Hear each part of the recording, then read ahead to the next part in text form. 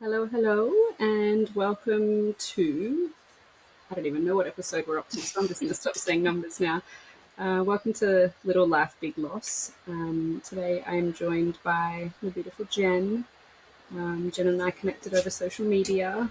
I know a little bit of her story, I don't know a lot, as always, but yeah, I'm super honored to have you on, and thank you. I know we had Jen booked in, and then we postponed for a little bit, and so now she's ready to share her story. So again, I really don't take it for granted. I feel like I'm going to cry already. Just seeing people's faces on the other side of the screen, I just want to jump through there and hug you. But thank you so much for being with us today, and yeah, let's get into it. So my first question is always, the day we lose our baby. Gosh, I am emotional today. The day we lose our baby, we change forever as a person. And I want to know, who was Jen before she experienced baby loss? What was your life like before baby loss? Um, I guess before baby loss, I was full of life. I was really bubbly, loved hanging out with friends and family. And I guess I was someone who would just constantly say yes. I've really found it hard to say no. Um, but I guess since Amelia died, it's quite hard to kind of navigate life now, and Mm-hmm. I feel like a part of me died when she died, as cliche as that sounds, but Yeah, I don't feel like myself anymore.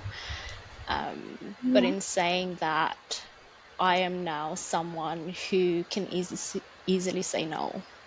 Like yeah. I'm learning to kind of put boundaries.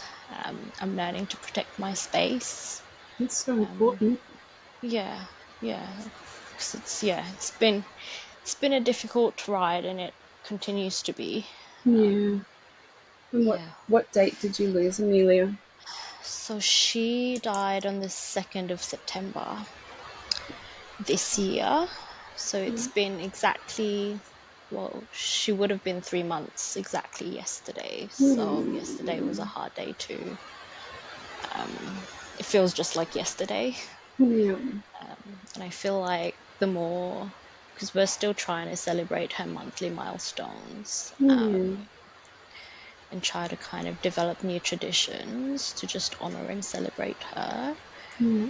But at the same time, it's really hard because I also feel like it's another day further from her. Yeah.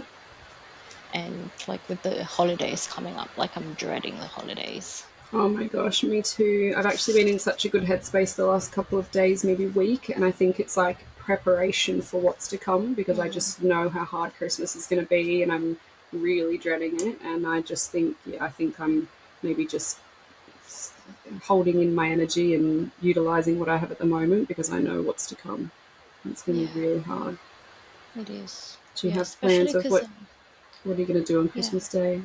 that's right. And like we found out that I was pregnant exactly a week before Christmas last year. Mm-hmm. So like we were counting down the days until Christmas for a whole year. Yeah, yeah, Yeah, it's just shit that we've been robbed of it. it is so shit. There's no way around it. Yeah. And so you have a partner, Yes, I do. His name is Tom. Tom. And what's Tom like?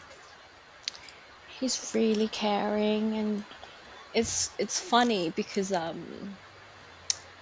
I always thought that I'd be the really protective one, like the overprotective mom. Mm-hmm. Um, and he would be the kind of like laid back dad, but that's completely different. Like the moment that Amelia was born, he was so overprotective, and he still is. Like Mm. he has this little picture of her little feet by his bedside table, Mm. and every time I look at it when I wake up, it's like, that's my photo. You've got your own one on your bedside table. Or so because her name is Amelia, her nickname, like everyone pretty much in my family, all my friends call her Millie as well, but with an Yeah. IE. Uh-huh. And every time that Nick, like she's called Millie, Tom would be like, I know your name is really Amelia. And like these people, I don't even know why they gave you a nickname. Like they don't know you as well as I do. So I'm Oh, just like bless. overprotective in that way. And it's really nice, but it's also really heartbreaking. Mm-hmm. Because obviously, like I've waited for so long to see him be a dad. I've always imagined it, even before we thought about trying. Yeah, I've always imagined what it would be like to watch him as a dad yeah. and what he would be like.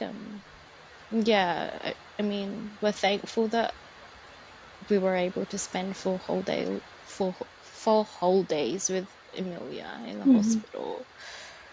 But again, it's never going to be enough. No, that's right. And I think one of the most heartbreaking things is to see your partner heartbroken. Like watching Mm, Dylan's heart shatter every day. And, some of the mm, photos we have from Heartfelt and our family and stuff are just like the gut wrenching heartache in his face is like something you never, ever, ever will experience again or need. Like, it's just.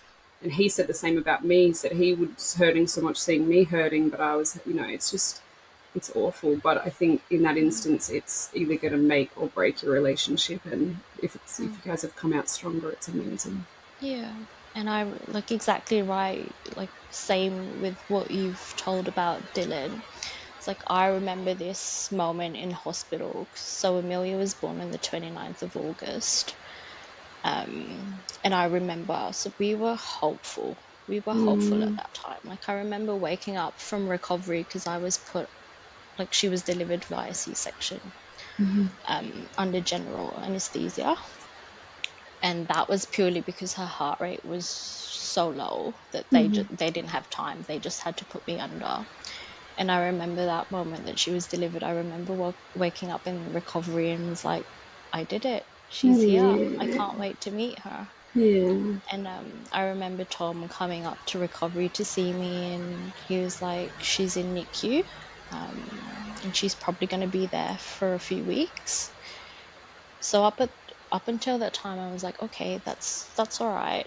Like Yeah. whatever it is that happened while I was in labor, when she was delivered, we'll get through it.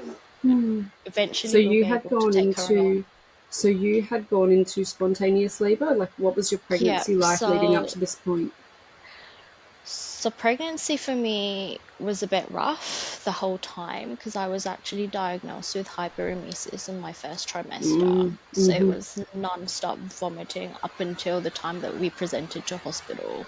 Yeah. And I was 41 weeks and 5 days pregnant, Yeah. um, when Amelia was born. And we weren't even supposed to, like, nothing was planned. Like, we were only meant to go to the hospital for my second routine checkup, given that I was over 41 weeks. So they wanted to monitor me kind of more than usual. And then I remember that day, as soon as we left the house that morning, my contractions started to kind of pick up. And by the time we got to the hospital around lunchtime, that was it. It was getting intense, to the point where my midwife was like, we're going to admit you to the birth unit. You're not going to go home. Mm-hmm. Um, and I was part of like the caseload midwife at my hospital. So I had the same midwife all throughout pregnancy. Okay. Yeah. Um, but yeah, I guess like we recently found out that Amelia's death was preventable, and we found that out 3 weeks ago.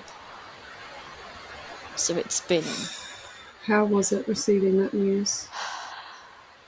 really hard. I mean, there's no words to describe it really. Like you'd think that the worst thing to ever happen, like the worst thing that could possibly happen is your baby dying. Didn't think it could get any worse than that. Yeah. And then to And find out it knowing, could have been prevented. yeah, and like that whole time up until the point that we found out, because this was only 3 weeks ago. So up until that point, we thought that we received the best possible care that we could have. Like that we thought that they did everything they could possibly do for Amelia to keep her safe. Couldn't fault the NICU team, but when we found out that it was preventable, so it turns out that she was in fetal distress for 4.5 hours. Oh my And word. I wasn't seen by a doctor that whole time. Um, We were just kind of kept in the dark. Like, we were told that I was laboring beautifully, that everything was okay. The only time that we thought things went wrong was when her heart rate suddenly dropped to 60. But then when we read the report,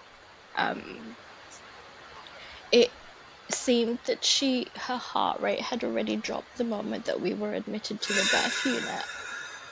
Like, her heart rate was like 100, yeah. and her baseline is like 140, 150. Mm. And I had like a portable CTG monitoring on me because I was obviously trying to labor in the birth ball. For a couple of hours, I was laboring under the hot shower just to get me through the pain of contractions. Yeah. And that whole time, the midwife was always in and out of the room. She was rarely there with us because all the CTG monitoring that they were using, the portable ones, were all flat. None of them are fully charged. Oh, you're kidding me. Hmm. And and then with the report, we found out that there was a lot of like, so within hospitals they obviously have statewide guidelines and local procedures, and one of those procedures is the clinical emergency response system, which is color coded for a reason. And it's basically when anything on the observations, whether that's the fetal heart rate, breaches the yellow zone, then that is considered a clinical, like there's a need for a clinical review by a doctor to take place within half an hour. And if Yeah. there's no doctor that comes in within half an hour, that then escalates to like a rapid response, and everyone else gets notified, from like down to the NICU team, clinical nurse educators, and like the consultants. None of that was done. For four and a And half hours. for 4.5 hours, And why? Were they not tracking it? Did they not? Did somebody, like. I like, it seemed like they were just trying to pin Amelia's low heart rate down to the CTG monitoring not working. Whoa. To this day, none of us can understand why they didn't call for a doctor. Like, they were circling the fact that her low heart rate had breached the yellow zone. And then there's the The thing they fuck? call repetitive decelerations, which is when her heart rate would go down on and off. But yeah, I wasn't seen by a doctor. And even like after like, her heart rate was already slow, and it was 100 at like 3 p.m, probably before that even. And she wasn't taken out until 6:50 p.m. So like, that whole Fuck. time she was struggling so hard. And yeah, it's been really hard because like, I have a history of anxiety and panic attacks. When I do get panic attacks, and Yeah. like, it hasn't really happened that much, but on the occasions that it does happen, like, I find it hard to breathe. Yeah. And when I do, I just kind of imagine what it would have been like for her. Yeah. Like, she was so healthy. Yeah. Like, she was such a healthy baby. She was like so active. Like, even the night before she was born, she was like dancing in my belly. Oh, She just darling. kept moving. Yeah. And yeah, so she died from stage 3 hypoxic ischemic encephalopathy, which basically means that she was deprived of oxygen. So there wasn't any, she had restricted blood flow to the brain. And by the time they did her MRI, so she had an MRI done on the Friday. Yeah. So the And just, 29th was. so she was born on the 29th Yeah. Which was what, the of Tuesday? August. Yeah. Yeah. And then on that Friday, so on the day after she was born, So at I what? So remember. so 4.5 hours later, they've realized. Like, did they rush you out? So they At rushed one me out point, did for the four doctor and a come half in? hours. Yeah. So what happened was, the report showed that she was already in distress for 4.5 hours. And then there was a point in time that evening that I disconnected myself because I needed to go to the toilet. So I disconnected the CTG monitoring. And then the midwife came back and was like, so she decided to put me on the wide monitoring rather than Mm. use the portable one, which didn't even, like, wasn't reliable to start with. Mm.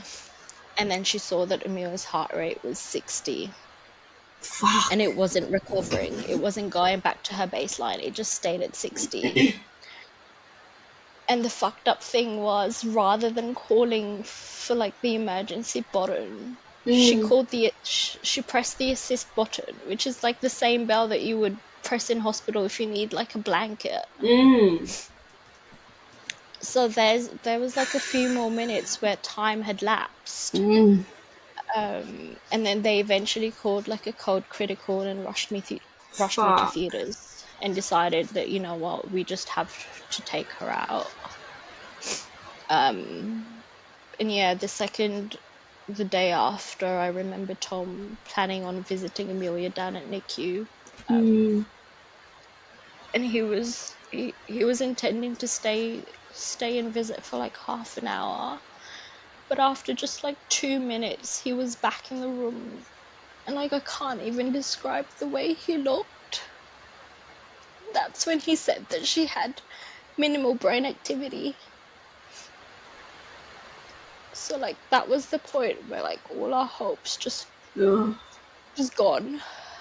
And then yeah, so that Friday she was taken down for an MRI, and she didn't even need to be put under because she wasn't moving at all. Mm. Like, she was really floppy. And I remember when we were waiting for her to have her MRI done, one of the consultants at the hospital did like a full head to toe assessment on her, and she was like really floppy. She wasn't Mm. responding to any like painful stimuli. She Mm. had no gag reflex. Oh, neither We did never, Millie. yeah, I remember. I like, remember when I was laying in my bed when we were in NICU when I first came out of recovery, and I remember they kept putting a wooden paddle pop stick type thing, like an ice cream yeah, stick, in her throat, and I remember that so vividly. But at the time, I like didn't realize how bad that was. Do you know what I mean? But I knew it was happening, and I remember the doctor just saying, "You have a really sick baby," and I was like, "Okay." yeah. Like, you still think, "Okay, well, what does that mean?" Like, but yeah. So Millie had no gag reflex either. Mm. And like, when she had her MRI done, I remember like Tom and I were pulled aside into this like little room in the Mm. NICU, and the neurologist who had reviewed Amelia's MRI results pretty much said, you know what, like, it's actually one of the worst MRIs that we've Mm. ever seen. Um, and we were told that it was just her brainstem that was working, Mm-hmm. and that, like, before she even had her MRI done, we were already told by the numerous consultants and the neonatologist that, you know what, chances are she's not going to survive. Mm. And if she did, she would end up with cerebral palsy. She Mm. wouldn't be able to talk. She wouldn't be able to move anything.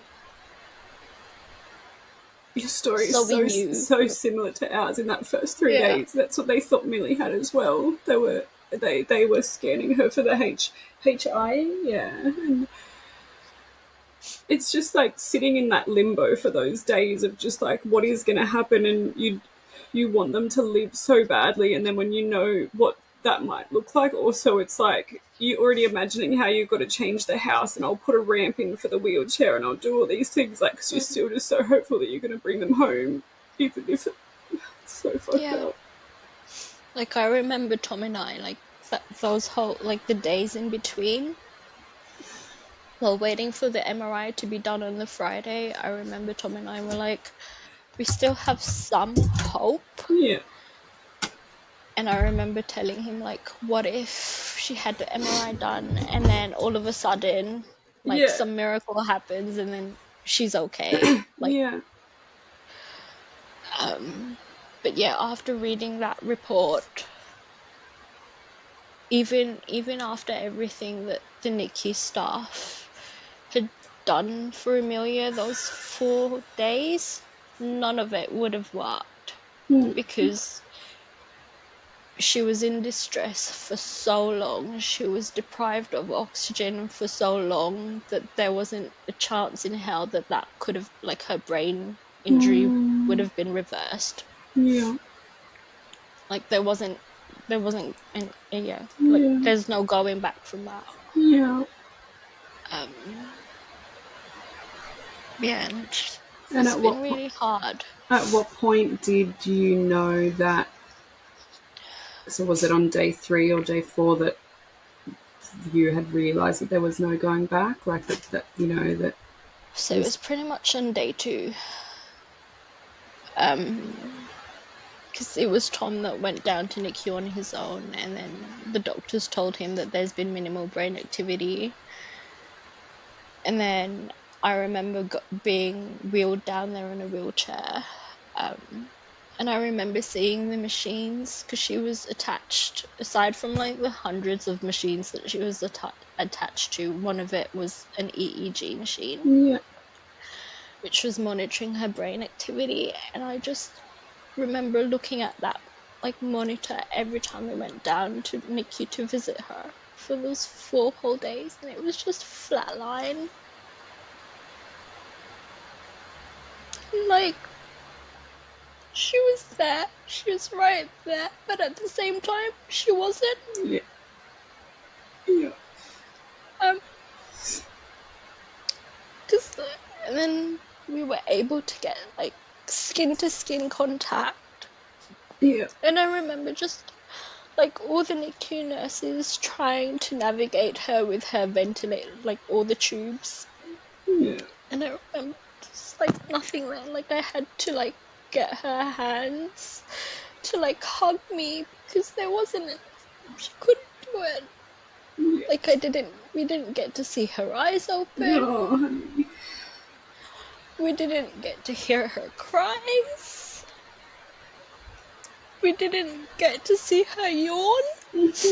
Like, we have, like, a video of her ultrasounds where she was, like, so active and kicking and hiding her face behind her little hands, and we didn't get to see any of that. It's not fair. And, like, we should have. Like, all Absolutely. they needed to do was to call a doctor. Like, it's not that hard. You think it's the most basic thing. And if it's because they thought that the machines weren't reliable, then use a different fucking machine. Exactly. Like, because I managed to get all my notes in Amelia's notes, and this was only like 2 days ago, and Tom and I read it again. It's like hundreds and hundreds of pages because I was like, I want my notes from, Did like, you the have to time that I see? was pregnant. So we've asked for. Oh, that's a good idea. So we've asked for ours, but we have to have a meeting with them to go over them face to face first. Do you have to do that? You have the right to request all your medical records. Okay. And each hospital. So for us, I just had to email the people in health records Yeah. in writing, and pretty much I had to let them know who I was and that I wanted a copy of all my notes and Amelia's notes. Okay. And it could take up to a month for you to get them back. But yeah, they don't have the right to kind of deny you from getting a copy of all your notes. Yeah. Yeah, because then I had a read of my notes, and the midwife had written that there was loss of contact for 76 whole minutes. It's like 76. 76 minutes. And this was like 2 hours after she found out that Amelia's heart rate was 100 by using the Doppler.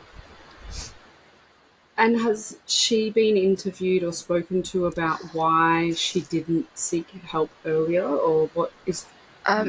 So when the hospital did the investigation, so it's called like a serious adverse event review. So that was done after Amelia had died, given like it was so unexpected and catastrophic, like the outcome was so catastrophic. And so everyone that was involved in my care was interviewed. But unfortunately, because that's protected Okay. by their own policies and procedures, we won't ever know what they had said during the interviews. Um, That's really and like, hard. yeah. And there's also an open disclosure that takes place after the findings. And Tom and I attended that with like the head of department and like one of the exec for newborn and women's health care at the hospital. And we just felt so invalidated. Like they dismissed all our concerns and just pretty much tried to make it sound like they did everything they could.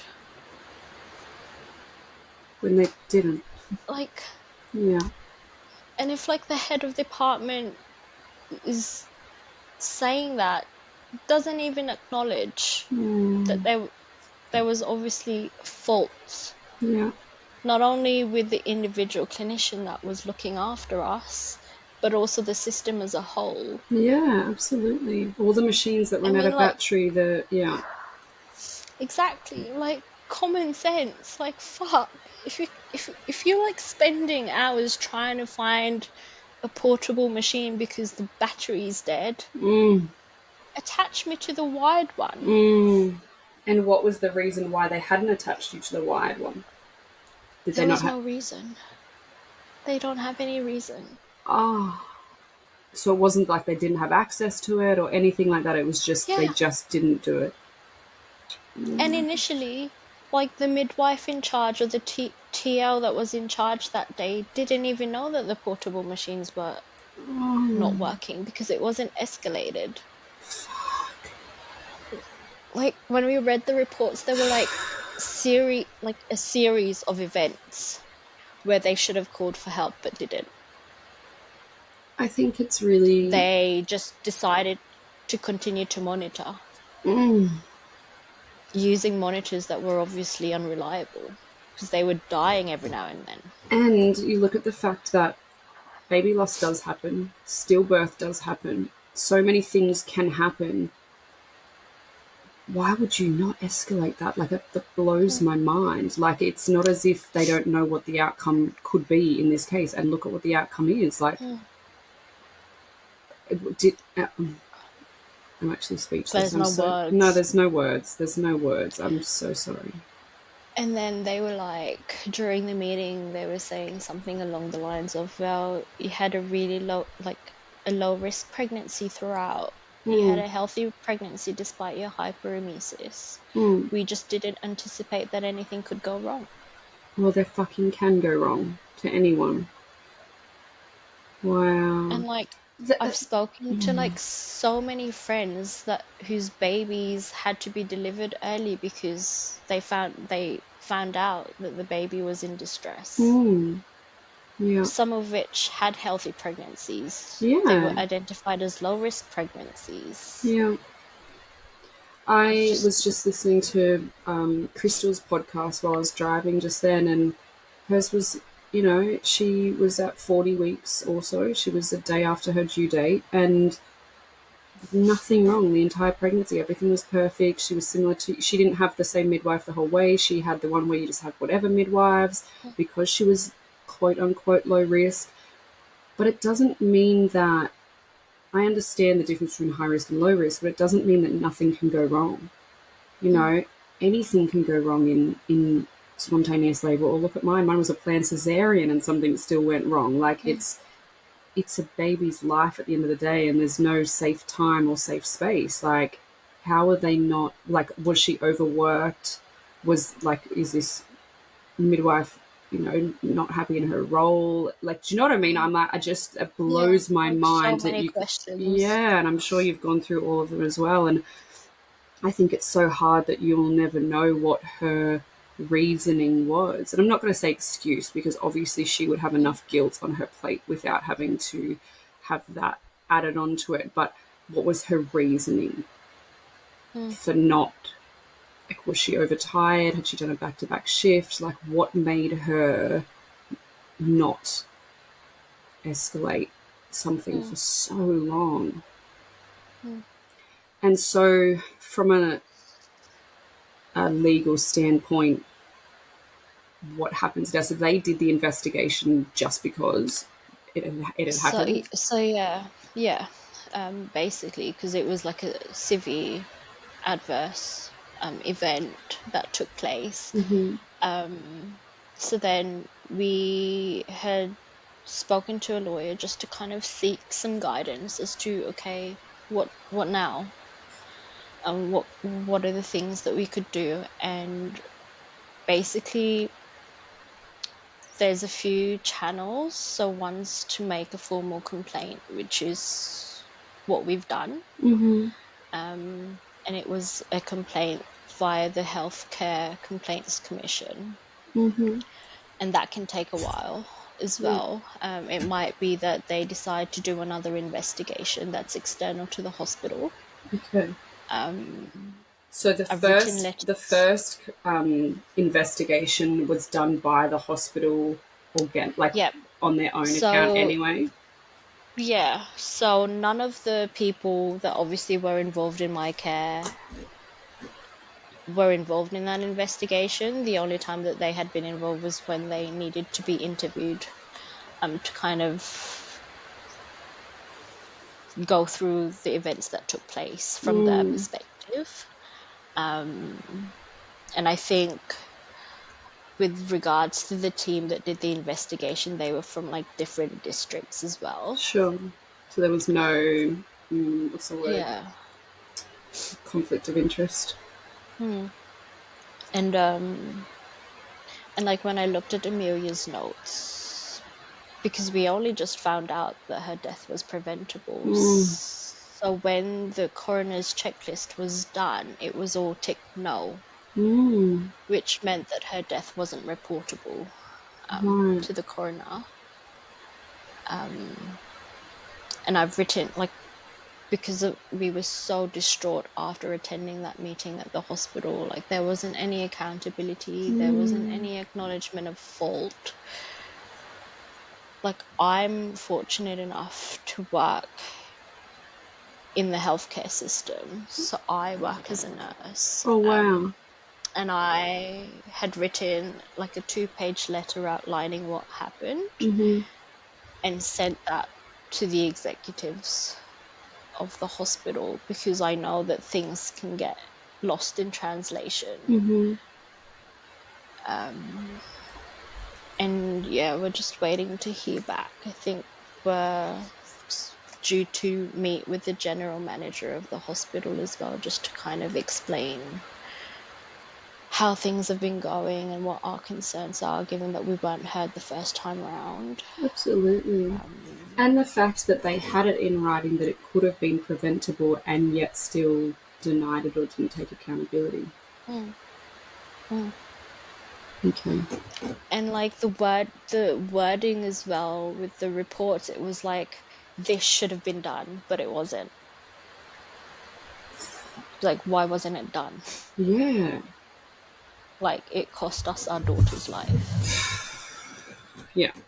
And no compensation or anything will ever make that okay. And so fighting for, because I know that I've spoken to some mums who are like, I just don't have it in me to fight, and that's fine. Like, no one has to fight for this, but I think for the sake of your child's rights, and she deserves that. And so I think what you're doing is And like, amazing. I wake up every day and it's like, it's not right. Like, I'm struggling to function. Like, I'm still not back at work. I don't know when I'm back at work. if I could even go back to work and work for the same health district. Totally. And like I've been waking up every morning and I'm just like, this isn't right. Like this midwife's probably still getting up every morning, going to work, looking after a lot, like 20 other pregnant women. It's part of her caseload. And it scares the shit out of me Yeah. that the same thing could happen. Yeah. I mean, like it happened to me. Right. And so how many people did it happen to before? Well, Exactly. did you see the couple on the Sunrise show the other day who Yeah. were interviewed? Yeah. And that was because the machines weren't working when the baby came Yeah. out and they were trying to fight for its life. Like, so how often is this happening? I mean, the rate of stillborn is super high Yeah. around the world, but even in Australia more than it should be for what our medical capabilities are. And so is it because people aren't able to, share their story or aren't able to fight for answers because we're Mm. dismissed or because we are, not acknowledged or whatever? I know that Amelia wasn't stillborn, but she had to fight for Yeah. her life, and then you got those 4 days, but all through somebody not reporting what they had to Mm. report. And so that's what I was saying before, is it because they're overworked or not enough staff or blah, blah, blah? But it doesn't matter. Like, whatever those reasons are, that needs to be fixed. Mm. And at the end of the day, those policies and guidelines that exist for a reason. Mm-hmm. They exist so you can save lives. Oh, I can't believe it. And yeah, the recommendations from the findings was like to incorporate a flowchart for like midwives that are team leaders. And I'm just like, What? What? So they don't. flowchart. So they're not supposed. Is that because they don't know what to do in the scenario? She didn't know what to Yeah, do so next. it's like they were saying how they recommend a flowchart when you when there's like an abnormal CTG trace. Mm-hmm. And I'm just like, these things should already be implemented to Mm-hmm. begin with. And like, I used to work as a clinical nurse educator, so Oh between the wow. flags and all those procedures are something that I would educate new staff on. Mm. And from personal experience, there comes a time when staff will just stop looking at the flowcharts. Yeah. Yeah. Like, that's not going to help. Yeah. Yeah. And then when I suggested like incorporating more practical sessions for not just midwives but all staff, Mm.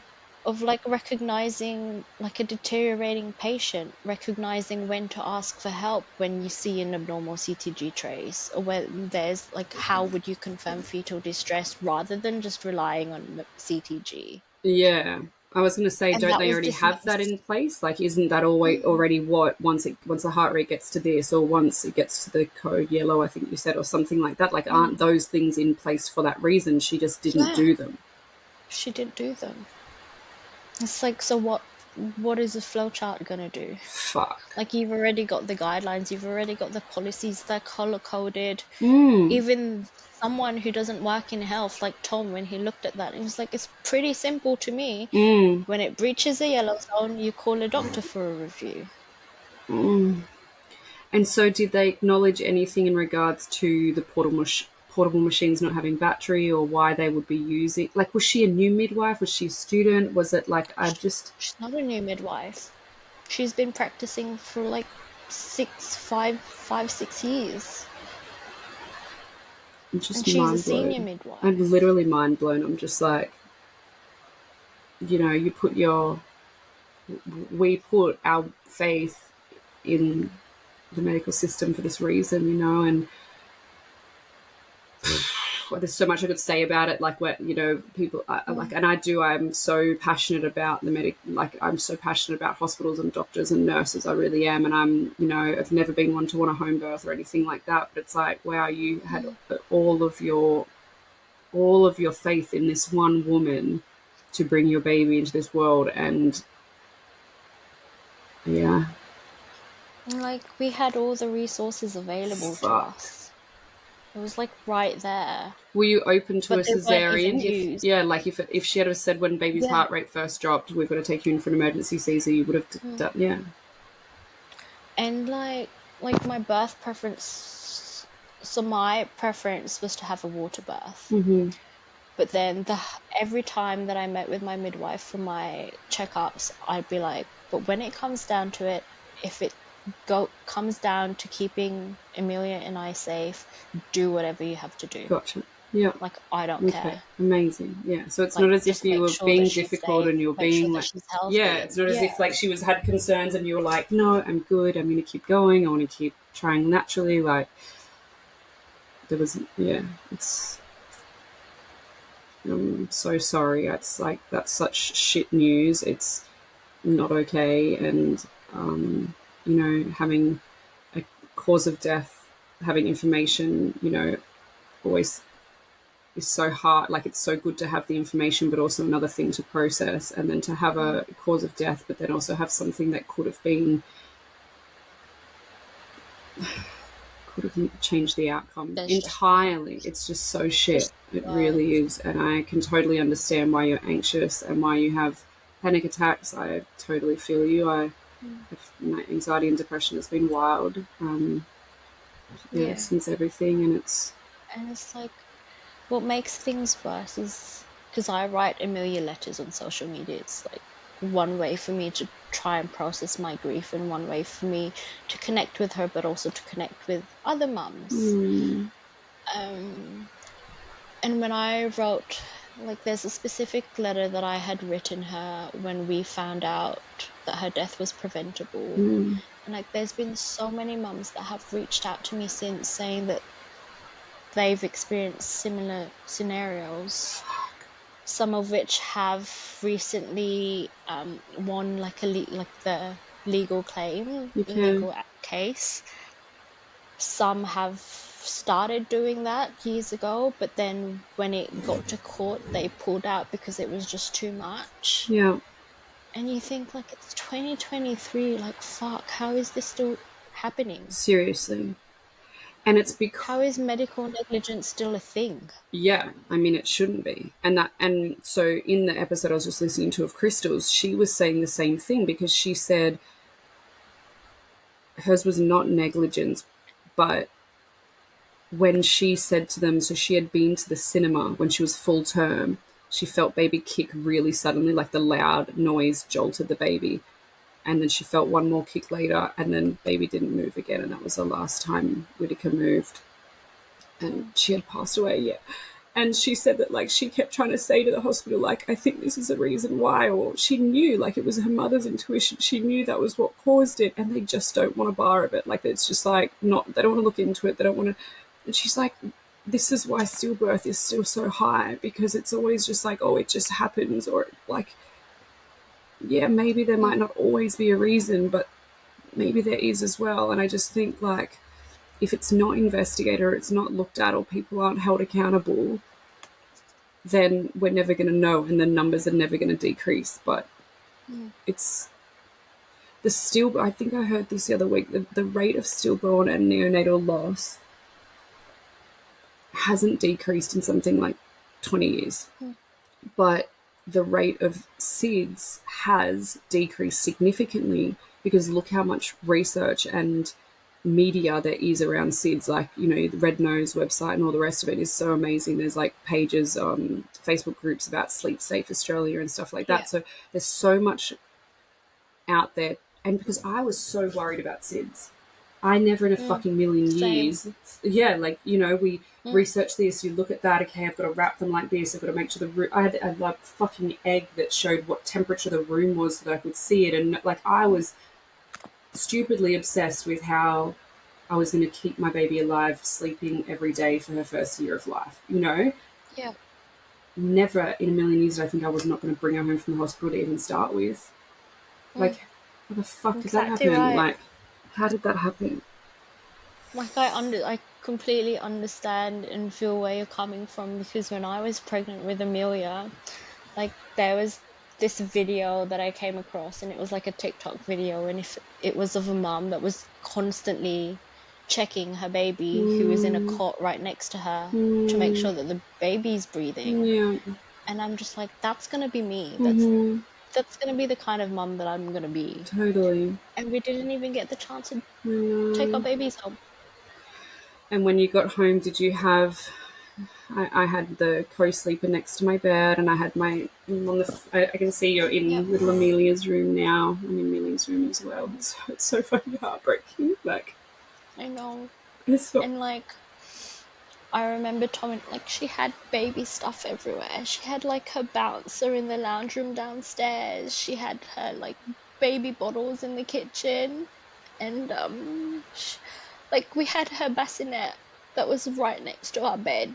We had it since May. Yeah. It's like we were just so excited. Like, yeah, like her nursery was all done up. And initially, when I was in hospital, I was just like, I don't know how we're gonna come home to her stuff just being out there. I don't know how we're gonna come home to a nursery that was like ready and waiting for her, Yeah. and like not have her be with us. And initially, I was thinking of, I feel like everything needs to be like packed up before we even get home. Yeah. But then eventually, I was just like, no, those are the things that's gonna remind me of her. Yeah. Like, those are the things that's gonna bring me comfort. And I remember Tom and I deciding that we'll keep her nursery as is, and we'll put her pictures up on the wall. And I remember us kind of agreeing that as soon as we're able to get her pictures up on the wall everywhere at home, then we'd be okay to kind of pack up all the other stuff, like the bouncer that's in the lounge room, the Yeah. baby bottles. But it took us it took us like over a month. Of course. And I remember when Tom was packing up her bassinet, like I just broke down crying. Because like we never got to see her in it. And like rather than waking up to her next to us, like I just wake up to a picture of her on my phone. Yeah. Because that's all I have. Yeah. And I remember how I felt when like the pictures that we have in hospital was getting like further and further down my camera roll. I know. I hate that I have to scroll back so far. And I absolutely hate it. I hate that I have to recycle all the pictures and videos that we have of her because we can't take any new I ones. know. I know. Every birthday's just gonna have the same like. Yeah. I think that's what I struggle with. Like I have three nieces, and I feel like Millie. Everyone said Millie looked like Dylan, but I saw a lot of my nieces in her. And when my nieces came up to visit, and we told them that Millie wasn't coming home, or that she had already passed, and I just like seeing my sister with them. They were like 10, they're 10, 12, and 14, and just seeing my sister with them, like knowing what Millie would look like as she got older, and knowing that I'm never going to see her at that age. Like, it's like, I was even driving the other day, and like, my sister said something about her daughter calling her, and I thought, fuck, I'm never going to see like Millie Rose come up on my screen. My daughter's never going to call me, or like, oh, it's just so fucked up. Like, we're never gonna hear the words mum being uttered by our babies. It's not fair. Like, we're never gonna get any drawings from them. No. It's just, yeah. Like, how are you supposed to keep going? Yeah. And it's like, one thing that I've kind of learned is it's not all, like, grief. It comes like at times that you do not expect Yeah. it at all. Like, I always thought that every 29th or every 2nd, which was when she died, it'll be really hard. But it's like the little mundane things. It's like I'd finish watching a movie, and then all of a sudden, once that movie's finished, I just break down in tears because then I remember she's not here. Reality. Yeah. Like, I have all this time to watch movies because I can't be like a mum looking after her baby because my baby's dead. It's so fucked up. I, It's just like, packing up the room was really hard, like moving the bassinet out and moving the chair out. And I remember it feeling like this emptiness of like my room's just going to go back to being a bedroom again, like two bedside tables and a bed. And it was like, this is not how it was meant to look for the next few years. Like, it was meant to look like this for years. And I too had the bassinet set up from quite some time earlier. And the pram was super triggering for me. And even my fucking car, like, we bought a new car because I had like a smaller car and we couldn't fit the pram in. So like, someone said the other day, oh, nice car. And I was like, thanks, it's Millie's. Because like, I bought it for her. It was my mum's car. And just like, just, yeah, everything. And then, like you just said, like, I went into Medicare yesterday, and even though I should have known that was going to be triggering, I was just been having such a good week that I just didn't really consider it. And I walked in and I just went straight to the counter and I was like, hi, I just have all these forms for my baby, but she died. And like, it just realized how fucking awful that was, that I'm like, I have all these pathology forms. Pathology are calling me, chasing them. It literally says like Millie Everard skull x-ray, Millie Everard chest x-ray. So I've got all these bits of paper with these awful descriptions on them, and then a price that I got to pay, which I wasn't not paying it because I just fucking didn't have the capabilities and the headspace to do it. And then every time I went on to do it, it said I couldn't claim it because Millie didn't have a Medicare number. And so then, like, I went in there yesterday and, yeah, I just broke down at the front desk. And they're like, oh, we'll find you a booth. And they put us in a booth. And they put me in a booth. And then a beautiful lady came and helped me. And then she's like, Millie is in there, but we just didn't send you a card because we got notification that she'd passed away, which I actually thought was very impressive from a Medicare standpoint, like that we'd had such bad experiences everywhere else with lack of communication that. But then they couldn't print it anymore, and I just broke down. I was like, I just want a Medicare card with her name on it. Like, how fucking hard is that? But I mean, I should have known that was going to be a triggering date, but I didn't, you know. and like, no one really talks about all the admin stuff that comes with it. No. Like, I remember exactly a week after Amelia was born, we found ourselves in a funeral director home. Yeah. Yeah. And like, I remember getting her birth certificate in the mail. Yeah. And then underneath it said that she's deceased. I've heard that can happen. What the fuck? See, Yeah. we got a birth certificate and a death certificate. But I've Yeah, seen so on we've got social... both. Okay, but they put deceased on the birth certificate? Underneath her birth certificate, I mean, I it have to says check that it. this child is deceased. I don't... And fuck, that was hard. I don't know why deceased has to be put on the birth certificate if you have a death certificate. Do you know what I mean? I've seen that all over social media, and I didn't think it was in Australia. And I remember getting, like, the one time Tom and I were able to go out for brunch once, and this was probably like weeks after Amelia died. And I remember getting a call from Births, Deaths and Marriages Registry, and this lady had called just to confirm so that she could process Amelia's birth certificate. Ugh. And then she was like, I think you might have made a mistake when you were doing it online, when you were registering her birth online, because it says here that she's deceased. Is the child alive? So then I was like, my baby's dead. Oh my And then word. she was so frazzled and was like, oh, I'll just call the hospital. What the fuck? Like, how? What the fuck? Surely she's not ever dealt with that before. Like, And like, it was one of your choices when we were filling out the yeah, the you're not going to birth accidentally tick deceased. registration. Like, I think I'd know. Like, these are the things that, like, we have to deal with. Like Ronald McDonald House calling me 3 days after Millie died saying, hi, Rochelle, have rooms become available for you guys to stay at Ronald McDonald House? I was like, did you know my baby died? Oh my Mm, gosh, no, I didn't. I was like, you guys need better communication because my baby died in your hospital 3 days ago, so we don't need your room anymore, thank you. I was polite, but it was like, mm, really? Fuck.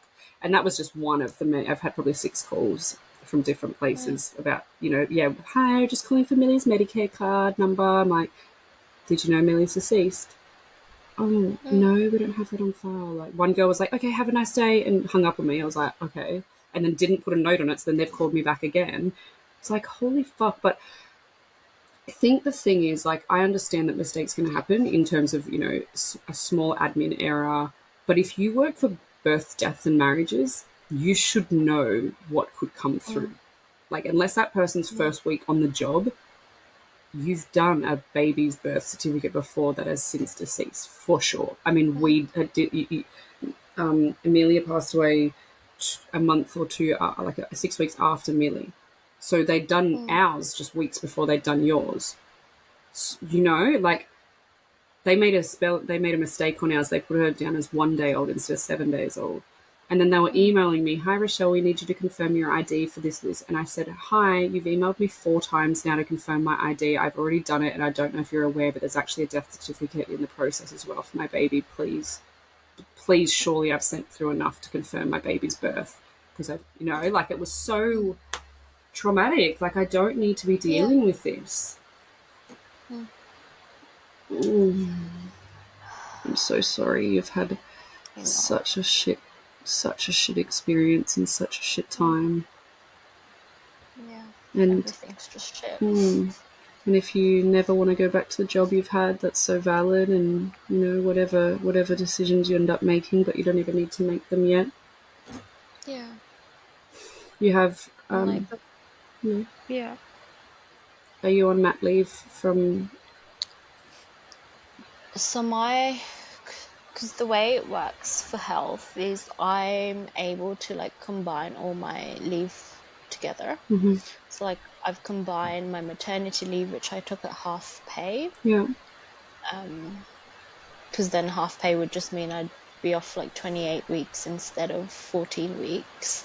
And I've combined that with my long service leave and like the unpaid leave for Centrelink. yeah, So all in like in total, my maternity leave would cover me up until August next year. amazing. And like it's really, really shit. Cause like Mm, I was expecting to just be looking after Amelia for a yeah, whole year yeah, and learning how to be a mum, yeah, learning how to change nappies and yeah, to breastfeed. yeah. And like Tom applied for like a new remote job so that he could just work from home full time Okay. and help me look after Amelia. So now you're both at home, just lost Yeah, and lonely. pretty much. Yeah. It was like the house is so quiet Mm, and mm. like the silence is just deafening. It's just, yeah, like, it's hard to function. It's hard to like try and socialize. Yeah. Do you Like have good support most of around you? What was the support like when you guys came home from the hospital? it was really good. I mean, all like my family and Tom's parents and sister came to visit quite often. Mm-hmm. There was a point in time where it got a bit overwhelming. Yeah. And it's just like finding that balance because obviously you want your family to meet your baby, but at the same time you want to kind of protect your space now that you're like a family of three. Mm, Um, and I feel like I've had a few regrets, mainly around that in terms of we should have like protected our space a bit more in that should have had more time with just the three of us after she had passed away? after she had died. Yeah. And even when she was in hospital, Yeah. because like I remember feeling a bit distant initially, Yeah. like I was just in shock, Distant from her or just distant in. distant from Amelia. Yeah. Yeah. Like I remember Tom was like, do you want to visit her? And I'm just like, maybe later. Yeah. um And I remember when she died and then we got discharged from hospital the day after, I was just like, fuck, like all that time gone. Yeah. I can totally hear where you're coming from, because I was the same and I had a lot of guilt about that. I've said to everyone, Dylan spent more time downstairs with Mm. Millie than what I did, and but you also have to remember that we had just had cesareans, and we'd also just had extremely traumatic cesareans, and you Yeah. know, we were in shock. And I do wish I spent more time with her, for sure. Even after she passed away, we left after an hour, and I wish I stayed forever. Like, I look back at photos now, and I was so scared at the time. Like, I just was like, I can't. Dylan was the same. He was like, I've got to go. And then we'd be like, we'll try and bath her, or we'll do something. Mm. And yeah, I do wish I spent more time downstairs. But you're also told by the nurses and stuff with great care that, you know, you need a rest, and you need, you know, like the biggest thing is, and that was amazing from their part, like giving me permission to rest was good. It Yeah. is what I needed. And I did get to go down and see her a lot, but yeah, I definitely spent a lot of time down there. And And I remember being in the shower, like once we were discharged from hospital, like the first shower I took out of hospital, I remember just bleeding. mm, And I remember like my breast milk just going down the drain. mm, I'm just like, fuck, mm-hmm, how? mm-hmm, Like, how is this my life? yeah. And so, how much time did you spend with her once she passed away? Well, she died on Saturday. Like she had her MRI on the Friday, and we decided to remove her from her ventilator that same day, Mm, just because we just didn't want her to suffer any more than she already had. yeah.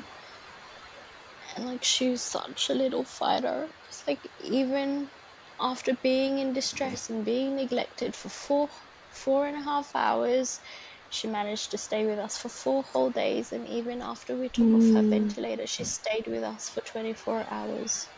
Oh, wow. And I remember being like, Tom and I spent the whole night, we didn't sleep at all with her in the overnight room at NICU. Mm, And I remember we were just like so tired and so exhausted. We hadn't slept in days. yeah. And I remember we were like, how about we try doing like a night shift, like what parents would do, like Mm-hmm. take it in turns. And I remember Tom had like a small nap, but we were like, we don't know when she's gonna go, No, that's right. and we want to be with her Absolutely. for that moment. So we ended up just being awake for it all. Mm, And she died at 8:54 p.m. like on the Saturday. mm, And like I remember she was turning like purple from head to toe every couple of minutes, and mm, then she'd stop breathing, and then Tom and I would be like, I think this is it. mm, And then she'd like scare us and breathe again and gasp for air. mm, Um but yeah, I remember when it was truly happening, because then she'd turn white and she mm, got really cold. mm, And yeah, we had like the heartfelt photography done yeah. on the Saturday morning, Yeah. or Sunday morning even. It was Father's Day. Oh, well, it's so she was born on my husband's birthday. Amelia was born on the Mm, 29th of the 8th, which is Dylan's birthday.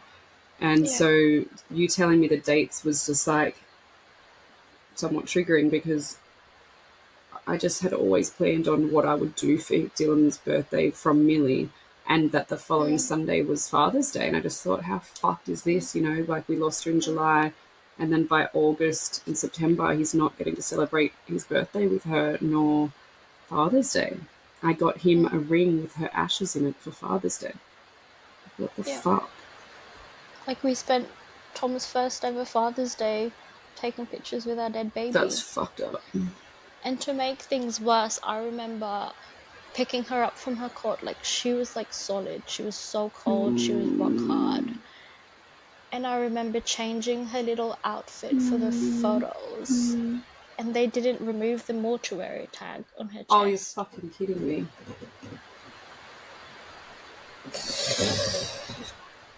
Pardon? Like, it was right there, like right bang in the center. And I just froze. Like, And did anyone comment on this? Did the nurses? What the fuck? What do you it was mean? like the social worker that was in the room, and I was like, she still has her tag on. Oh, hun, it's fucking awful. It's so. Like, how? And I remember, like, we had to walk away from her nearly Fuck 3 me. times. Yeah. Like, the first time we had to walk away from her was when she died, the night she died, and she was cleaned up, and then she was wheeled to the mortuary, and Tom had to wheel me back up to the woman's health So they ward. took her away and then brought her back again, and that's why she had a tag on her. How come? Is that Because normal? when she died, so she died on the Saturday night, and then we went back down to NICU, had her cleaned, had her changed, and then she was wheeled to the mortuary because the heartfelt photographers couldn't come until the following day. Oh, my word. So we had the photo shoot on Sunday morning.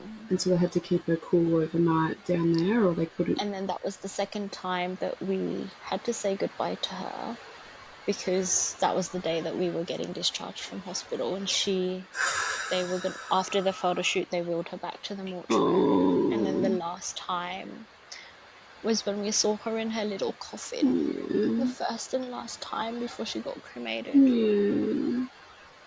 Like, it was so fucked. Like, she was born on the Tuesday.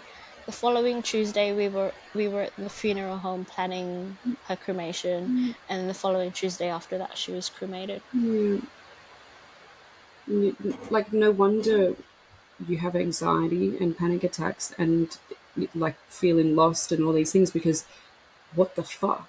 Like, 1 minute you're 40 weeks pregnant, 41 weeks pregnant, you're going into labor, you're having your baby, and then 2 weeks later you've cremated your child. Like, that is fucking awful, and it's shocking, and it's all the things. And I'm a planner. Like, I had so many plans.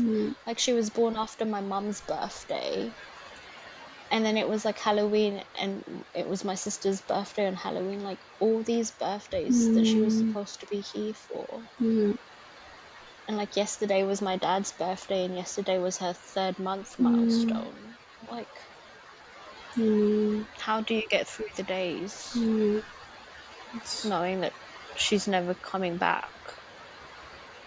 so hard. There's an Instagram page called I think it's called One Night Closer, and I actually love Yeah. the thought of that. So every day is just one day closer to seeing them again. And so it's like, I truly, I mean, I don't know if you believe, but I just believe in heaven, because I just can't wait to get there and see her. And Yeah. there's little things over social media saying, imagine the day you walk into heaven and hearing mummy for the first time. Yeah, I remember the first few days I was just like, I used to be scared of dying. Right? I'm not scared of dying anymore either. Like, literally, if the world was to end today, I'd be happy. Yeah, I get that. I had this beautiful vision the other day. I was waiting to go in for my egg pickup for IVF, and they were going to put me under the general anesthetic. And I've never thought of this before. For a split second, I thought, oh, what if I died on the table? And I imagined myself being in heaven with Millie looking down, and Dylan would be sad, right? He'd be devastated, but we'd be like, we're okay, we're up here, like, and it was like this beautiful vision of, she is okay, she is happy, and she's having a field, a dance party in flower fields up there, or, and but I just had this, yeah, I was like, I am not scared of death anymore either. And it's kind of a beautiful gift, to be able to just have no fear now. I mean, fuck, lots of fears to be fair, but not be Yep. scared. Yeah, lots of fucking fears. And so, It's never gonna end. no, I know. And so, do you guys have plans to bring siblings in for Amelia, or it's just not even something that you've thought about? I mean, we do, but obviously we'd have to wait like 12 to 18 months But even then, like, just the thought of, like, if we're lucky enough to have that time come Yeah. down the track, there's not going to be a toddler running around No. excited to see their baby sibling. Yeah. No. And like every milestone that baby's going to have, you're also going to be thinking about, fuck, Amelia didn't even get to reach 5 days old. Yeah. No. But yeah, it's just, everything's just a struggle at the moment. Are you being supported by like counseling or psychology or anything like that? Yeah, so we were initially referred to Red Nose, but Tom and I prefer like a face-to-face counseling session. And it was just quite far from home, like where the office is based, because it's based somewhere in the city. But we've been getting supports from Bears of Hope. Like, they've been amazing. Good. That's So really we've good. been attending regular face-to-face sessions Yeah. because it's just a 20-minute drive from home. Yeah. And we've tried out attending like our first parent group. Okay. They have them through Bears of Hope or Yeah, they do. yeah. So they do like a monthly parent support group. That's amazing. And with the one-on-one sessions, is there a cost to that or Not at all, it's all free. wow. It's completely free, and it's not just limited to like bereaved parents. It's also for friends and families that are affected by the loss, Really? That's really good. I all didn't at know no that. cost. Yeah. Um, yeah, they've been amazing. And like, I remember the counselor that we saw, she was like, there's no time limit Mm. with this at all. And she told me that she had like a mum that came back after 5 years to do counselling Wow. sessions, because that was the point where her baby would have started school Mm. Wow. and she just couldn't cope. So she went back for a counselling session 5 years later. That's such a good thing to know. Like again, yeah, you Yeah. wouldn't think of that. Yeah, the triggers. And do you have friends that have babies that would have been Amelia's age or Yeah. So I've got like two close friends. One had her baby 6 months before Amelia was born, and then the other just had her baby recently, mm, because Amelia was the middle, yeah. And I think that's like what's gonna her be little hard is besties. yeah, like I just went and had coffee with my girlfriends this morning and I love seeing their babies and I had cuddles with them and stuff. But Mm.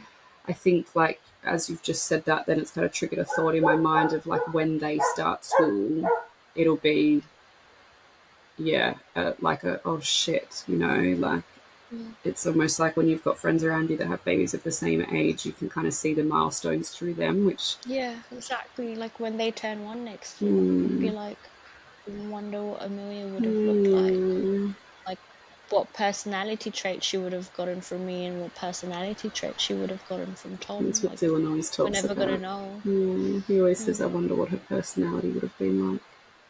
And I had Yeah. never thought of that. I always, yeah, I think it's beautiful that he's thought of that, but yeah, it's, it's so fucked up. Like, I never know him, but I like Mm. to use my imagination a fair bit. Yeah. I think it's And like, also you hard, like, spend all your I said pregnancy to the girls, imagining what they would be like. yeah, I said to the girls today, like, when I'm around their babies, I don't get sad because I never could imagine Millie in that space because she was so unwell. Like, when I see their beautiful little thriving, healthy babies, which I'm so stoked for them, like, I just love on them and I'm there for them because Mm. it's such a blessing and we never know what's around the corner and we don't know, what anything's going to look like for any of us. So it doesn't make me sad, like it really doesn't. It obviously did in the beginning, but now I'm just like Yeah. Millie was too sick to be here, and yeah, Mm.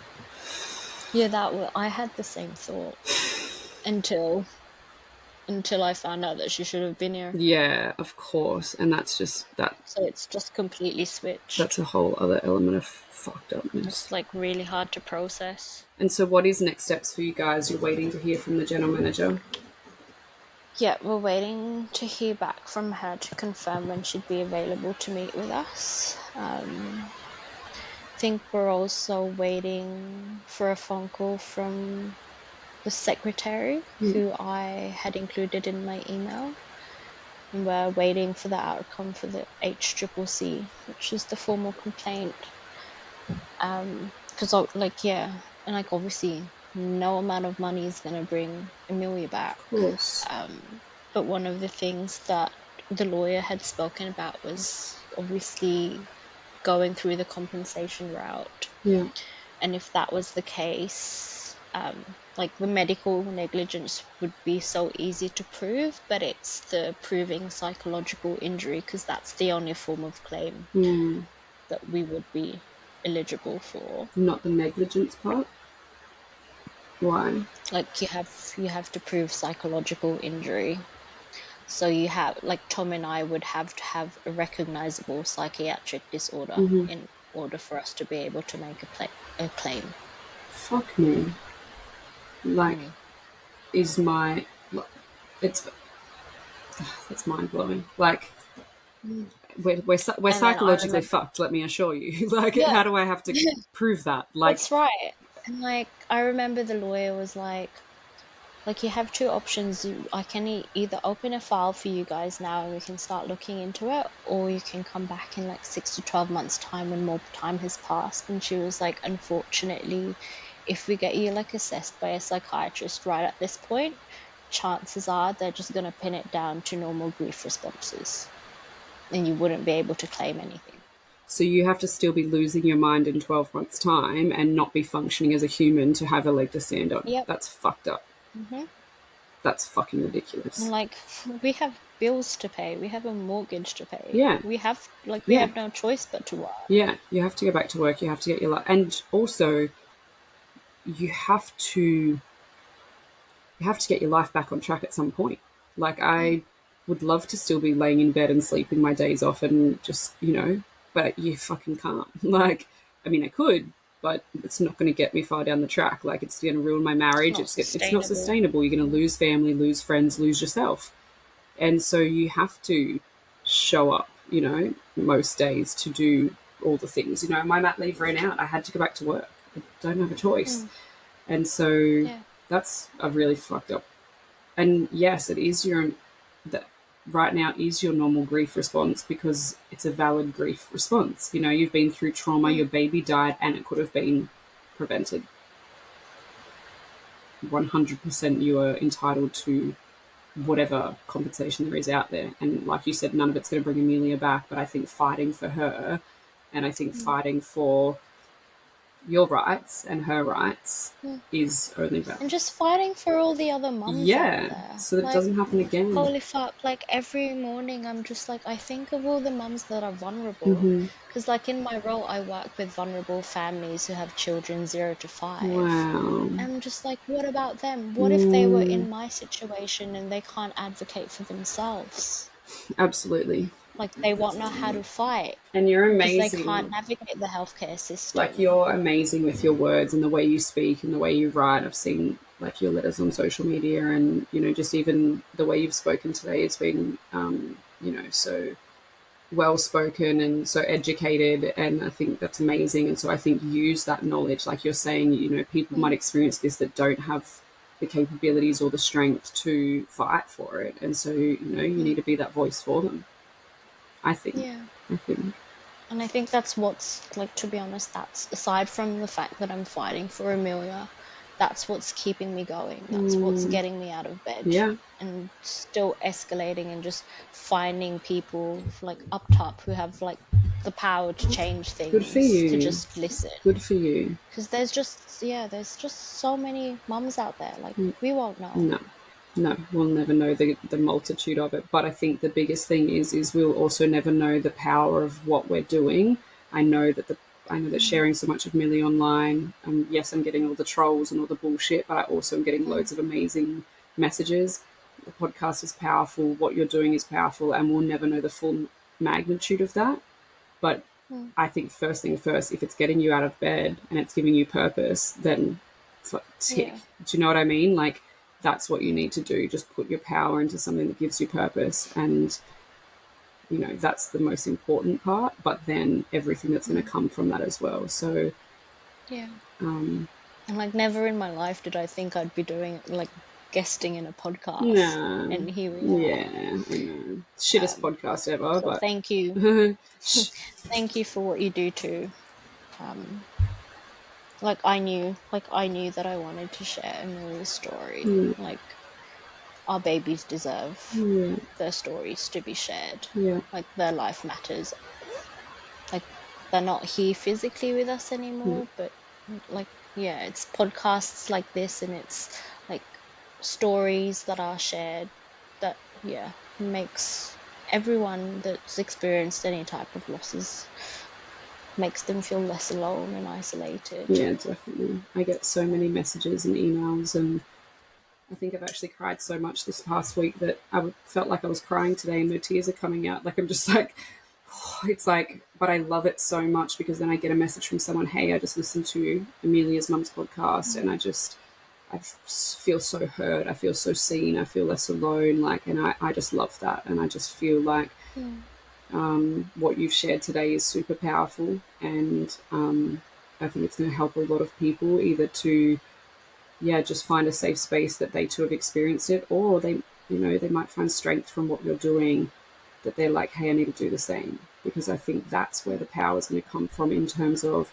making sure this shit doesn't keep happening, making sure there's better fucking machines in hospitals, making sure that people don't follow a flowchart but just need to do, there's the code, let's fucking call it. Like, that's not okay. Yeah. Yeah, and I think it's like about empowering women as well, not just women but also dads. Mm-hmm. Like we don't get taught this shit in childbirth No. classes. Like No. we wouldn't know when to call for help No. because we're trusting the health professionals to know what to do. Everything's just so fluffy at those classes, hey? Yeah. Mm. Yep. It's like I remember when we attended the parenting classes, they just breezed through the cesarean section just so they could include it. Yeah. Yeah. We had a whole day for it. A night. Sorry, a night. So ours was 5 nights, but they just said, oh, if you're not having a cesarean, then you don't need to come to next week. So I went to the planned cesarean one, and then also if you're having a cesarean, you're not having a vaginal birth, you don't need to come to that one. So you didn't even have to attend it. But it's like, well, Mm. what if you went into natural labour before the cesarean, or what if you ended up with a cesarean after the vaginal birth? Like, I just think they should all be Yeah. not compulsory, but like, yeah. I went to both because I was like, I'm just a nerd and I want to know everything. So I went to both, and then I was like, oh wait, I knew everything that I'd heard anyway. So I Mm. had all of the basic knowledge, but there was nothing above basic. So, but I mean, it's fucking hard because how do they sit in a birthing class and tell you all the horror stories? But at the same time, it's reality for so many of us. Like, That's right. Yeah. it's fucked up. I remember they Still said, like an ongoing anyone, stigma. I think there was like 16 of us in the class, and they were like, any breech babies? And I was like, put my hand up, and they were like, there's one in every crowd or something, made a joke about it. Mm. Well, my baby was breech because she had no muscle tone and never moved. Her bones broke when she was Yeah. born because she had brittle bones, not from her disease. I found out yesterday, not from her disease, but because she never moved in utero, they weren't strong. So the brittle bones Mm. had nothing to do with it. So we've always thought that her brittle bones was from the disease, and I just found out yesterday it was because she never moved. And yet I went to the hospital so many times telling them she doesn't move, she doesn't kick, she doesn't punch, I don't feel her. I know she's in there. I know that they're like, what do you mean? And I was like, well, I know she's in there. I could feel 3 kilos of something in there, but I'm not feeling any Yeah. intense movements. You've got an anterior placenta, it's your first time pregnancy. What's normal for you is normal. Mm. So yeah, when you find out those little things, it is very fucking frustrating. But for us, it wouldn't have changed the outcome. Millie was always going to have this disease from conception, and it wouldn't have changed it. It would have changed the trauma of the birth for us and for the team, but they never would have. The outcome of Millie passing wouldn't have changed, and so sending you so much strength to fight for this, because the outcome of your baby would have been different, and that's a totally different story.